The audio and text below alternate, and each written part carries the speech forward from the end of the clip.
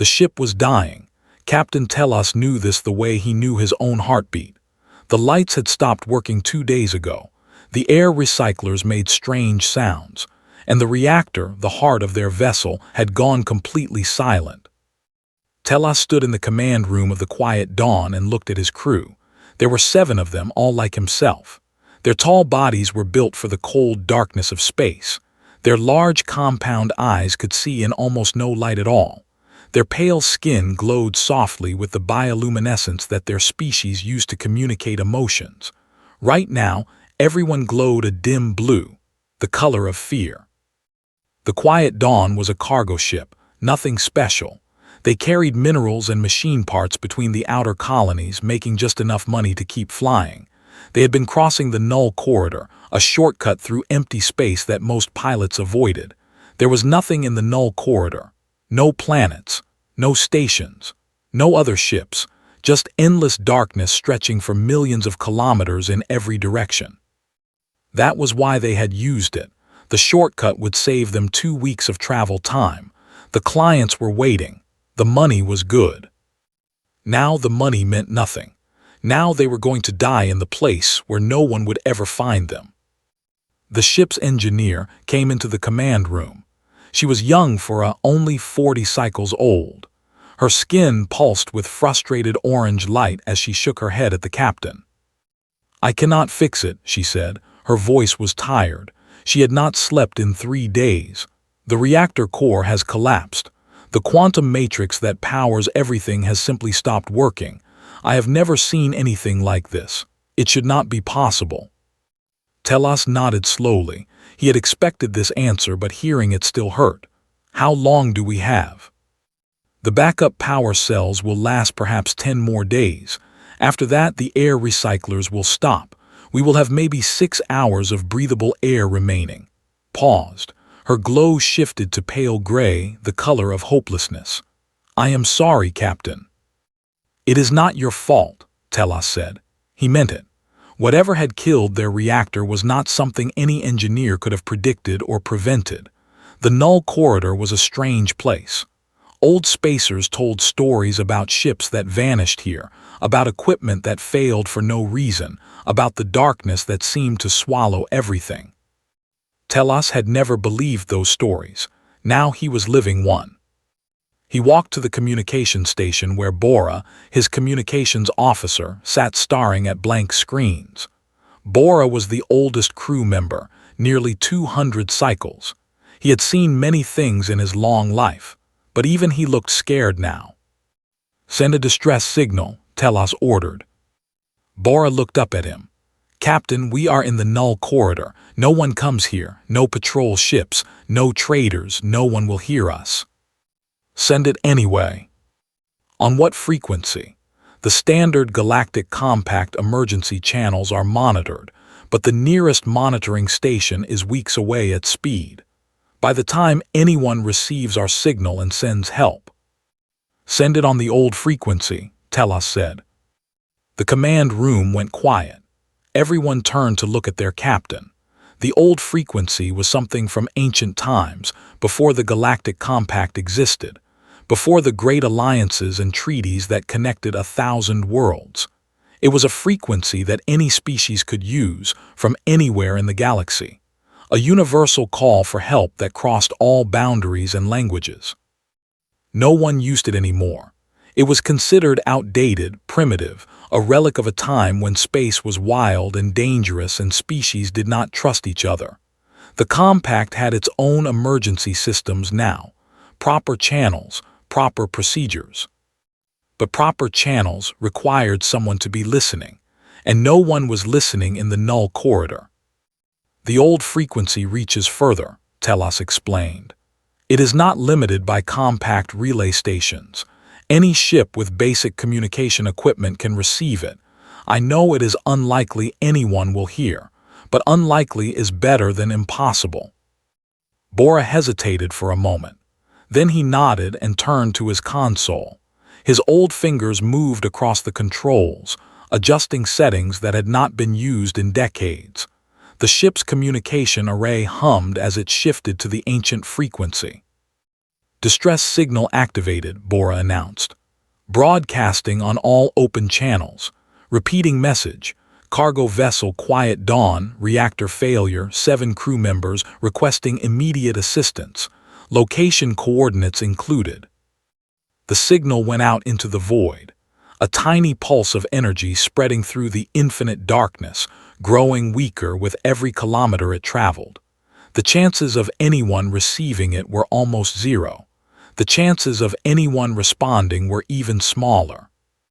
But Telos had learned something in his long years of captaining ships through dangerous space. Hope was not about probability. Hope was about refusing to give up even when the numbers said you should. Hope was sending a message into emptiness and believing, against all logic, that someone might answer. Days passed. The crew rationed their food. They rationed their water. They turned off every non-essential system to save power. They sat in the cold darkness of their dying ship and waited for something that would probably never come. On the 4th day, crew members started writing final messages to their families. On the 5th day, some of them stopped eating. What was the point? On the 6th day, Bora's console made a sound. A small beep that no one had heard in so long that they had almost forgotten what it meant. Someone was responding. Telos rushed to the communication station. His hearts were beating fast. His skin glowed bright yellow with hope he was afraid to feel. "What is it?" he demanded. "Who is responding? A compact patrol, a trading vessel?" Bora studied his screens. His expression was strange, confused. "I do not recognize the ship registration codes. They are not in any compact database." He paused, adjusting his instruments. "Captain, the vessel approaching us is human." Telos felt his hope flicker. Humans. He knew of them, of course. Everyone in the galaxy knew of humans. They were a young species, barely 300 years into space travel. They were small, fragile, short-lived creatures who died of old age before reaching even a single century. They were known for being loud and emotional and strangely aggressive about meaningless things. They were not known for rescue missions in the most dangerous part of the galaxy. But they were coming, someone was coming. And in that moment, Telos did not care who it was. Park had been flying alone for a very long time. 11 years, if he counted correctly. 11 years of carrying cargo through forgotten parts of the galaxy where no one else wanted to go. 11 years of talking to himself, fixing his own ship, and eating meals that came from packages older than some of his customers. His ship was called the Persistent. It was not a beautiful ship. It was not a fast ship. It was held together by replacement parts that he had found, bought cheaply, or sometimes stolen from abandoned wrecks floating in dead space. The hull had patches on top of patches. The engine made sounds that no engine should make. The navigation computer sometimes showed him planets that did not exist. But the Persistent flew, that was enough. Was crossing the edge of the null corridor when he heard the distress signal. He was not supposed to be in this area. His delivery route went around the corridor, not through it. But a customer had canceled at the last moment and had found himself with empty cargo holds and nothing to do, so he had decided to explore. Exploring was probably a stupid idea. The null corridor was famous for being dangerous. Ships disappeared here. Equipment failed for no reason. Smart pilots avoided it completely. Had never claimed to be smart. The distress signal came through on a frequency that made him frown. It was old, very old. He had only learned about this frequency from his father, who had learned it from his father before that. It was a call that meant someone was truly desperate, someone who had no other options. He listened to the message. Cargo vessel, reactor failure, 7 crew members, requesting immediate assistance. Checked his navigation charts. The source of the signal was deep inside the null corridor, at least 3 days of travel away. There was no guarantee he would find them in time. There was no guarantee his own ship would survive the journey. And even if he reached them, what could he do? He was not an engineer. He was not a rescue specialist. He was just a cargo runner with a bad ship and too much free time. He should ignore the signal. That was the logical choice. Continue on his route, find another job, let someone else handle this. But who else would handle it? Who else was out here, in this empty stretch of nothing, listening to ancient frequencies that no one used anymore? No one, just him. Turned his ship toward the coordinates and pushed the engine to full speed. 3 days later, he saw the quiet dawn for the first time. It was drifting without power, its running lights completely dark. From the outside, it looked dead, like a corpse floating in the void. But his sensors detected life signs, 7 of them, just like the message had said. They were still alive. Matched speed with the alien vessel and studied it carefully. Ships had different airlock systems than human ships, different atmosphere requirements, different everything. Docking would not be easy. Good thing he had prepared for this. Years ago had built a universal docking adapter. It was an ugly thing, made from parts of 6 different species airlocks, welded together in ways that would make a proper engineer scream. But it worked. It could connect to almost any ship in the galaxy, regardless of design. He spent 2 hours attaching the adapter to the Quiet Dawn's emergency airlock. His hands were cold. His oxygen supply was running low, but finally the connection was secure. The airlock opened and stepped onto the alien ship. The inside was dark and cold. Emergency lighting painted everything in dim red. The air was thin and tasted strange. And standing in front of him were 7, their large compound eyes reflecting his helmet light like mirrors. The tallest one stepped forward, assumed this was the captain. "I am Telos," the alien said. His voice came through's translator as calm and controlled, but his pale skin glowed with shifting colors that probably meant something. "You received our distress call." "I did," looked around at the dark corridor. "Your message said reactor failure. What happened?" Telos explained. The quantum matrix, the collapse, the complete loss of power. His engineer had tried everything. Nothing worked. Listened without interrupting. When Telos finished, there was a long silence. "Show me," said finally. The crew led him through their dead ship to the engine room. Had never seen a reactor before. It was beautiful in a strange way. A crystalline structure that should have glowed with internal light, but now sat dark and lifeless. Delicate components surrounded it, designed with a precision that humans could not match. The engineer, a female named, watched him examine the reactor. Her skin glowed with skeptical colors. "The matrix has collapsed," she said. "The quantum state that allows it to generate power no longer exists. This cannot be repaired. It would need to be completely replaced, and we do not have a replacement. Even if we did, installation requires specialized equipment that exists only at major shipyards." Nodded slowly. He did not understand all the technical details. He was not a scientist, but he understood the basic problem. The thing that made power was broken. Without power, the ship would die. Without the ship, the crew would die. He opened his toolkit, stared at the collection of tools inside. Wrenches, cutters, welding equipment, devices that looked handmade and rough. Nothing that belonged anywhere near delicate quantum technology. "What are you doing?" she asked. "Fixing your ship," replied. "With those tools, that is impossible. The reactor requires." "I heard what it requires. You said it cannot be repaired. Fine, so we do not repair it." Pulled out a power scanner and began checking the dead systems around the reactor. "We go around it, find another way. There is always another way." Looked at Captain Telos. Her expression said clearly that she thought this human was insane. Maybe he was, but insane was better than dead. Started working. The crew watched the human work. They did not understand what he was doing. They were not sure he understood what he was doing either. Moved through the engine room like a man possessed. He opened panels that were not meant to be opened. He disconnected cables that should never be disconnected. He crawled into spaces so tight that even the smaller crew members could not follow him. "He is going to break something," whispered to Captain Telos. They stood at the edge of the room, watching the human's legs disappear into a maintenance shaft. "Our ship is already dying. He will make it worse." "Our ship is already dead," Telos replied quietly. "He cannot make it worse, and he is the only one trying to make it better."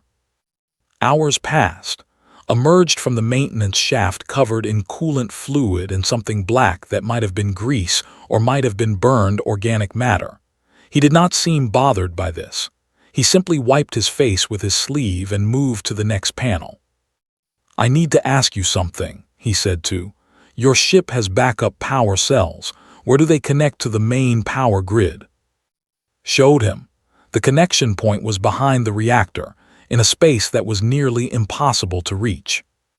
Looked at it for a long moment. Then he pulled out a cutting tool and began removing part of the wall. "You cannot do that," said, her skin flashing bright red with alarm. "That is a structural support. If you remove it, the deck above us could collapse." "Then we should probably work fast," replied. He continued cutting. The deck did not collapse, but it made worrying sounds for the next several hours. Explained his plan as he worked. The reactor was dead and could not be fixed. Fine. But the ship still had backup power cells that were nearly full. The problem was that these cells were designed to connect only to the reactor, which would then distribute power throughout the ship. With the reactor dead, the connection was useless. "So we make a new connection," said. He was elbow-deep in wiring now, pulling out cables and examining them with a small light. "We bypass the reactor completely. Connect the backup cells directly to the life support systems, to the engines, to anything we need to keep you alive and get you moving." "That is not how ships are designed," said. "The power distribution system is integrated with the reactor at a fundamental level. You cannot simply bypass it." "Watch me." Worked for 9 hours straight. He did not stop to eat. He barely stopped to drink water. The crew took turns watching him, amazed at his endurance. Humans were supposed to be weak creatures, fragile things that needed constant rest and care. But this human worked like a machine that did not know how to quit. At hour 6, he encountered a problem. A major power coupling had fused together, making it impossible to disconnect. Tried to cut through it, but his tools could not penetrate the hardened metal. "I told you," said. There was no satisfaction in her voice, only sadness. "Some things cannot be bypassed, some damage cannot be overcome." Stared at the fused coupling. Then he reached into his toolkit and pulled out a heavy metal rod. "What is that?" Telos asked. "A hammer." "A what?" "A tool for hitting things." Positioned himself carefully. Sometimes machines stop working because of tiny faults in their structure, microscopic breaks that prevent energy from flowing properly. If you hit them in just the right way, with just the right force, you can knock those faults back into alignment. Looked horrified. "That is not science, that is violence." "Where I come from, we call it percussive maintenance." Raised the hammer. "And sometimes violence is the answer." He hit the coupling hard. Nothing happened. He hit it again, harder. Still nothing. He hit it a third time, putting his entire body into the swing, growling something in his native language that the translator did not recognize. A spark flew from the coupling, then another. Then, impossibly, the fused metal began to separate, just a little, just enough. Wedged his cutting tool into the gap and finished the job. Said nothing, she was too shocked to speak. The work continued. Hour 7, hour 8. Hands were shaking now. His movements were slower. His skin was pale and sweat dripped from his face even in the cold of the dying ship. His body was failing him, pushed far beyond its normal limits. But he did not stop. In hour 9, he made the final connection. A cable from the backup power cells, routed through a maze of improvised pathways, connected directly to the main power distribution node. It was ugly. It was dangerous. It violated every principle of proper engineering. But when touched two wires together completing the circuit, the lights came on. Not all of them, not brightly, but enough. The emergency red glow was replaced by soft white light. The air recyclers hummed to life. Somewhere deep in the ship, a heating system activated. The quiet dawn was alive again. Checked her instruments. Life support is functioning. Engines have minimal power. We can move. Slowly, but we can move. How long until you reach the nearest station? Asked. He was leaning against the wall now, barely able to stand. At this speed, perhaps 8 days. Your backup cells will last that long. Yes, barely, but yes. Looked at the human with new eyes. Her skin glowed with colors he did not recognize. How did you do this? Our engineers could not fix this ship. Specialists could not have fixed this ship.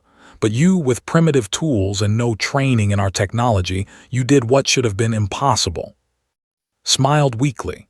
I have had a lot of practice making things work when they should not. When you fly alone for 11 years, you learn to be creative.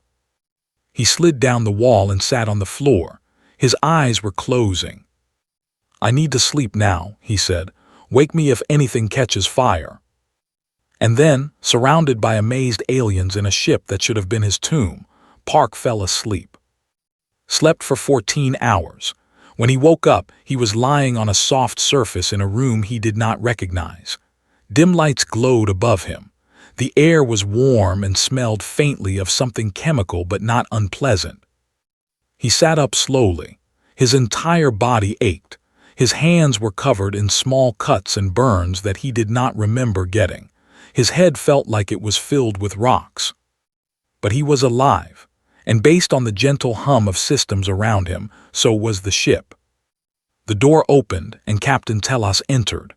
The tall alien moved carefully, as if afraid of startling the human. "You are awake," Telos said. "We were concerned. Our medical officer said you pushed your body far beyond safe limits. Humans are not supposed to function without sleep for so long." "Humans are not supposed to do a lot of things," replied. He swung his legs off the sleeping surface and tested his balance. Steady enough. "How is the ship?"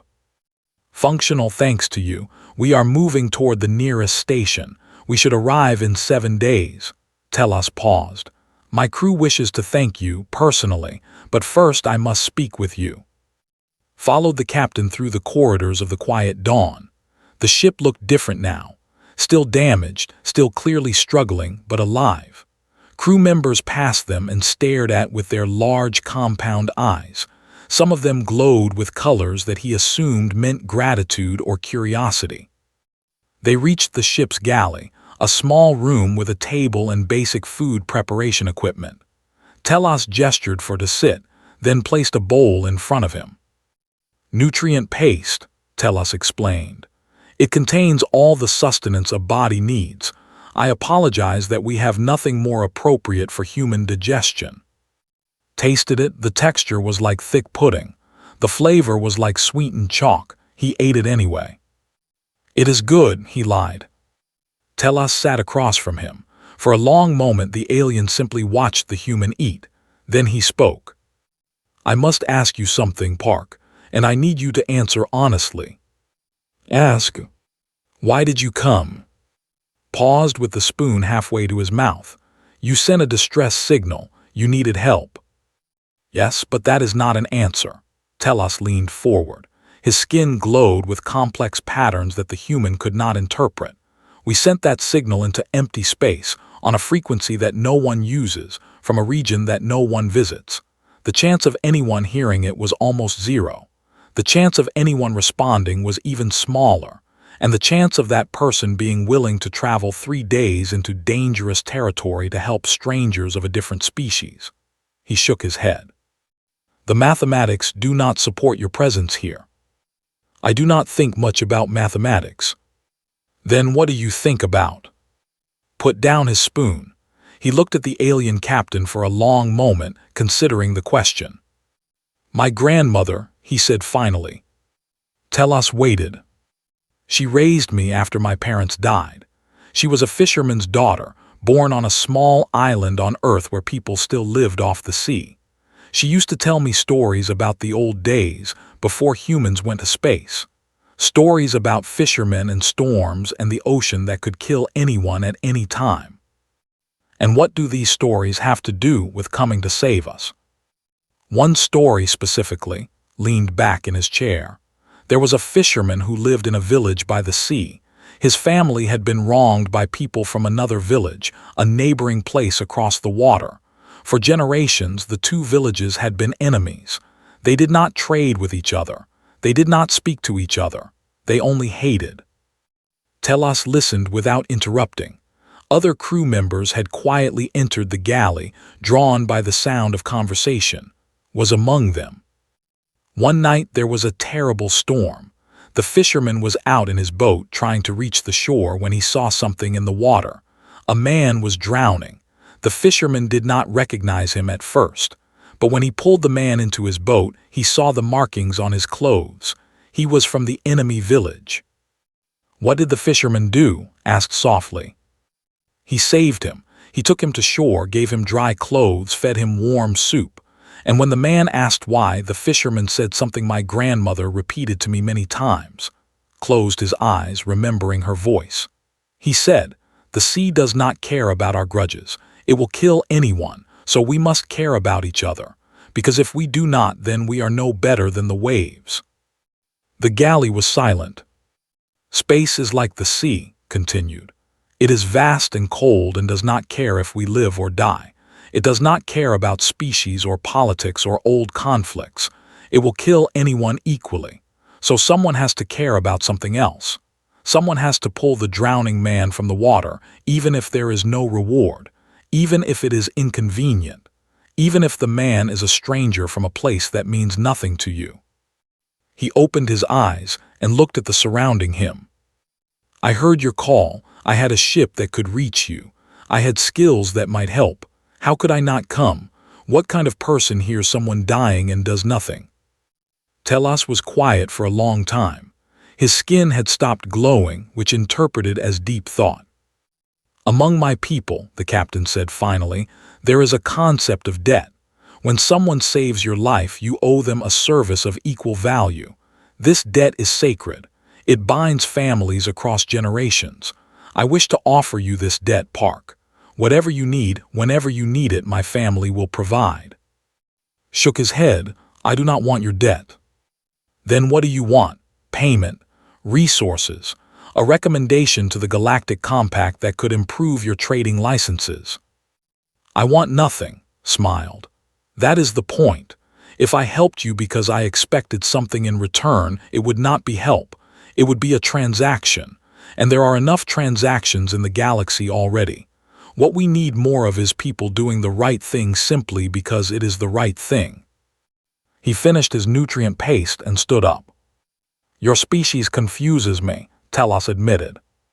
"We confuse ourselves most of the time," replied.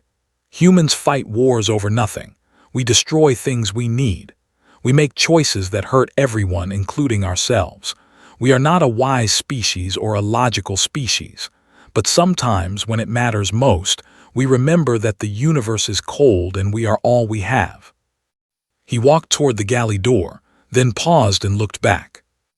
"Pass it on. That is all I ask. Someday someone will need your help. Someone you do not know from a species you have never met. Help them, not because of me, not because of debt, but because the sea does not care about our grudges." And then he left to check on his ship. 3 cycles passed. In human time, that was nearly 4 years. The galaxy continued its slow rotation. Ships traveled between stars. Civilizations rose and fell on distant worlds. And the story of Park spread in ways he never knew. The crew of the Quiet Dawn returned home safely. They told their families about the human who had answered their call. Those families told their friends. The story moved from person to person, from planet to planet, changing slightly each time but keeping its core truth. When all hope was lost, when no one was listening, a human came. Captain Telas did not return to cargo hauling. After his experience in the Null Corridor, he felt that his life had changed direction. He applied to the Galactic Compact Patrol Service, the organization responsible for keeping peace and providing aid across civilized space. His application was accepted. His first command was a small patrol vessel assigned to the outer sectors. His crew was mixed, mostly, but also members of other species who had chosen to serve. They were young and idealistic, exactly as Telos had once been before the Null Corridor had taught him what those ideals really meant. On a routine patrol through Sector 9, his sensors detected something unusual, a small object drifting without power. At first, he assumed it was debris. Sector 9 was near a contested region of space, and debris was common. But then his communications officer reported a faint life sign reading. "It is an escape pod," the officer announced. "Design: there appear to be 2 occupants, both alive but in poor condition." The bridge went quiet. Were not members of the Galactic Compact. They were an aggressive species that had been expanding their territory for decades, often at the expense of Compact members. They did not recognize Compact authority. They did not trade with Compact worlds, and they certainly did not ask for help. "Should we contact them?" the communications officer asked. "See if they need assistance." The tactical officer, a young named Myra, shook her head. Their species has attacked our colonies. They consider us enemies. If we approach, they may see it as a threat. Or they may see it as what it is, Telos replied quietly, a rescue. "Captain, with respect, there is no strategic benefit to rescuing. They will not thank us. They will not change their policies toward the Compact. If anything, they may see our help as an insult to their pride." Telos stared at the sensor display. 2 life signs, faint but present. 2 beings, likely young based on the size readings, drifting in an escape pod in the middle of nowhere. Their colony ship must have suffered some disaster. Everyone else was probably dead. They had no communications. They could not call for help. They could only drift and hope that someone would find them before their air ran out. He thought of a cargo ship called the Quiet Dawn. He thought of a distress signal sent into empty darkness. He thought of a human in a patched flight suit who ate terrible nutrient paste without complaint. "Move to intercept the pod," Telos ordered. Myra looked at him with surprise. "Captain, space does not care about our politics." Telos rose from his command chair and walked toward the viewport. The distant stars looked back at him, cold and uncaring. It does not care about old conflicts or species boundaries or who attacked whom. It will kill anyone equally, so we must care about each other. But they are enemies. They are children in a dying pod. Telos turned to face his crew. "I was once trapped in a dying ship. I called for help on a frequency that no one used, in a place that no one visited. And someone came. A human with a terrible ship and primitive tools and no reason to risk his life for strangers. He saved us not because of what he would gain, but because it was the right thing to do." The crew was silent. "He asked for nothing in return, but he told me to pass it on, to help someone else someday when they needed it most." Telos looked at the sensor display again. "Today, someone needs it most." The patrol vessel changed course. Within an hour, they had reached the escape pod and brought it aboard. Inside were 2 juvenile, barely old enough to speak. They were dehydrated and terrified and did not understand what was happening. The ship's medical officer treated them gently, fed them, gave them water, let them sleep in warm beds for the first time in what must have been days. When they woke up, the older one asked where they were. "You are on a Galactic Compact vessel," Telos explained through a translator. "We found your pod, your colony ship." "Gone," the young said. His voice was flat. "Fire in the reactors, everyone gone, only we escaped." "I am sorry." "Why did you save us?" the juvenile demanded. His eyes were hard with suspicion. "And the Compact are enemies. You should have left us to die. That is what we would have done to you." Telos considered the question. He remembered asking the same thing to a tired human in a cold galley. "Because the universe is vast and cold," he said finally, "and it does not care if we live or die, so we must care about each other. That is what someone once taught me, and now I am teaching you." The juvenile did not respond, but something in his eyes changed. A small crack in the wall of hostility that his people had built over generations. The patrol vessel delivered the juveniles to the nearest outpost. The handover was tense. The officials did not thank them. They did not acknowledge the rescue publicly. They simply took the children and watched the compact vessel leave. But one of the officials, an older female who had remained silent throughout the exchange, approached Telos at the last moment. "Why?" she asked simply. Telos told her about the fishermen and the sea, about grudges that the water did not care about pulling drowning people from the waves regardless of where they came from. The official listened. Then she turned and walked away without another word. But Telos saw something in her expression, a seed of thought, a possibility of change. It was a small thing, perhaps meaningless, perhaps nothing would come of it. But ripples always started small. Somewhere in the forgotten reaches of space, the Persistent continued its lonely journey. Park had never learned what happened to the ship he had saved. He did not expect updates or gratitude. He simply kept flying, kept listening to old frequencies, kept carrying his toolkit into dark places where the universe forgot to look. He had no idea that his act of kindness was spreading across the stars, that the story of a human who answered a call was changing the way other species thought about each other, that his grandmother's words were being repeated on worlds he would never visit, by beings he would never meet. He just kept doing what he had always done, helping where he could, moving forward through the void, believing against all evidence that being kind in a cold universe was worth something. And somewhere out there, in ways he would never know, it was.